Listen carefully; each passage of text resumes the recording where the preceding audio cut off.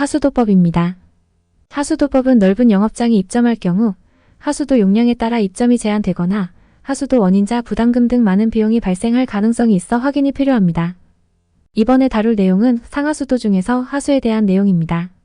하수에는 오수와 우수로 나뉩니다.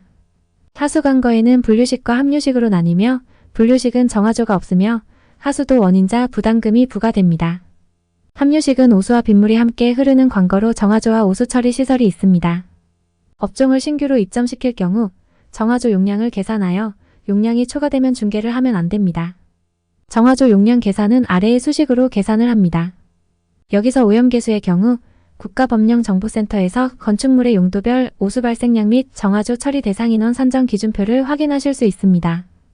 산정 기준표는 수시로 개정이 되며 지자체별로 상이하니 자주 확인하는 습관을 들여야 합니다. 아래의 그림을 보시면 각 층 면적이 100제곱미터일 경우 산정 기준표의 오염계수는 0.075이며 여기에 면적을 곱하면 정화조 용량은 45인이 나오게 됩니다. 만약 정화조 용량이 부족한 경우 실무에서는 정화조 용량 200% 범위 내에서 정화조 청소 주기를 단축하여 1년에 1회를 하였다면 6개월에 1회를 한다는 내용의 임대인의 서면 각서를 제출하는 방법이 있습니다. 하지만 청소 주기 단축에 따른 비용 부담 주체는 협의를 하지만 주로 임차인이 부담하게 됩니다. 다음은 하수도 원인자 부담금입니다.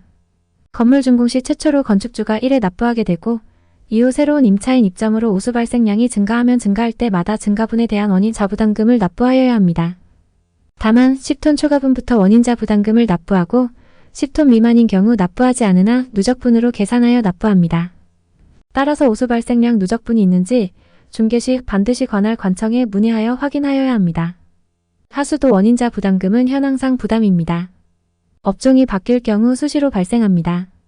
예를 들면 미용실로 사용하던 330제곱미터의 영업장일 경우 1일 오수 발생량이 15리터/m 제곱으로 여기에 면적을 곱하면 4.95톤이 발생합니다.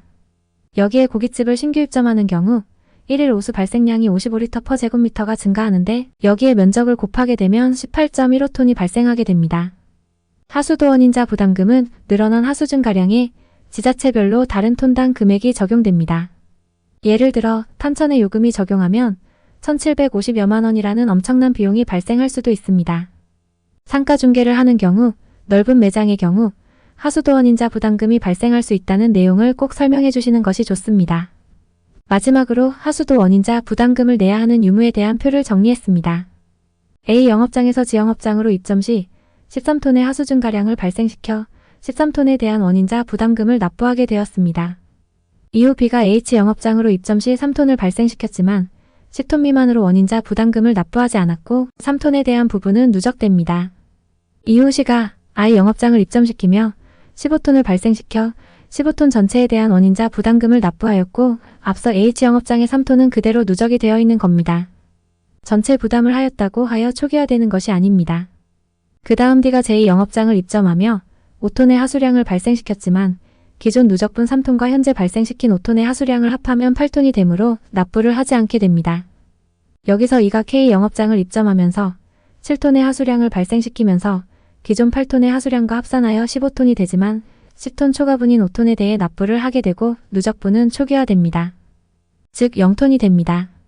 마지막으로 F가 L영업장을 입점시키며 9톤의 하수량을 발생시켰지만 10톤 미만으로 납부를 하지 않게 됩니다.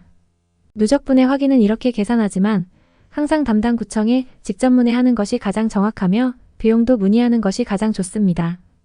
아래의 표는 상가 중개 시 정화조 용량과 원인자 부담금을 확인해야 하는 경우에 대해 정리하였습니다.